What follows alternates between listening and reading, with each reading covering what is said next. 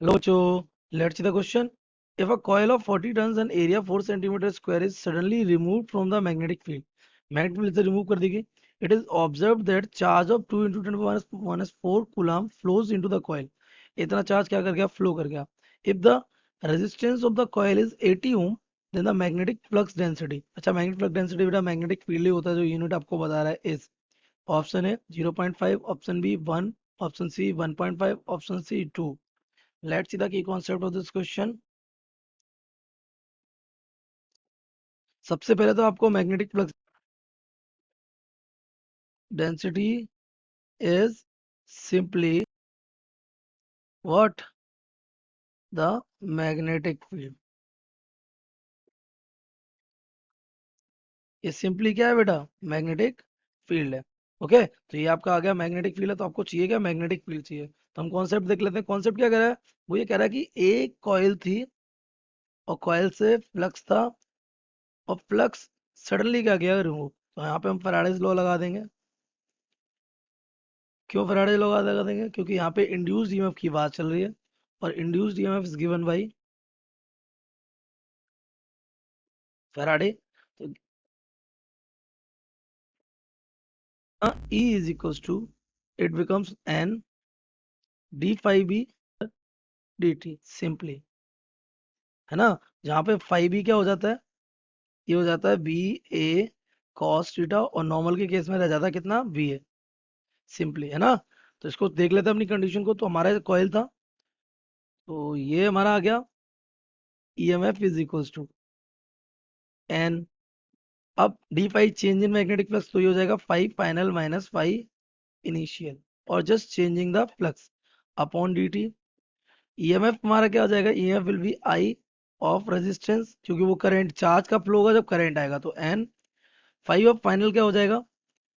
ये हमारा आ जाएगा चेंज इन फ्लक्स बोल देते हैं इसको. तो इनिशियल और फाइनल में से कुछ भी डिफरेंस कर दीजिए, कोई फर्क नहीं पड़ता, क्यों यहाँ पे हम क्या ले रहे हैं? इसका मैग्नीट्यूड ले रहे हैं. तो हमारे ये फाइनल कितना हो गया था? जीरो. ये हो गया था जीरो माइनस इनिशियल हो जाएगा बी इंटू ए. ये बी इंटू ए, क्योंकि थीटा कितना हो जाएगा? 0 डिग्री के उस पर 90 डिग्री मान लिया हमने. अपॉन में डी टी. अब जो आई है हमें दे रखा है डी क्यू, तो D Q over D T into are.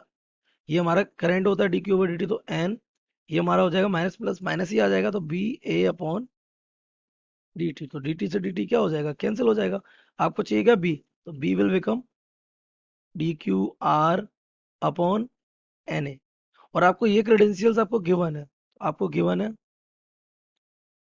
N equal 40 turns, है ना. रेजिस्टेंस आपको गिवन है 80 ओम. आपको डी क्यू भी गिवन है. डी क्यू कितना है? देखिए डी क्यू आपको गिवन है 2 × 10⁻⁴ ऑफ कूलम. ये ये इंड्यूस चार्ज है आपका. और इसके अलावा आपको क्या चाहिए? It is area. एरिया आपको कितना मिलेगा? कॉइल क्या चाहिए? सर्कुलर और rectangular. It is an coil है जिसका एरिया ही ऑलरेडी गिवन है. कितना? 4 सेंटीमीटर स्क्वायर. 4 सेंटीमीटर स्क्वायर, और we can say 4 × 10⁻⁴ metre square. यहाँ वैल्यू पुट कर दीजिए आप. तो बी इक्वल आ जाएगा आपका क्या? सबसे पहले क्या था? हाँ, D Q R upon N A. तो डी क्यू हमारा कितना है? D Q is 2 × 10⁻⁴. Resistance is 80 ohm. N is 40 और एरिया इज 4 × 10⁻⁴. ये चला जाए कितना टाइम्स? 2 टाइम्स. ये चला जाए कितना टाइम्स? 2 टाइम्स. ये चला जाए कितना टाइम्स? 1 टाइम.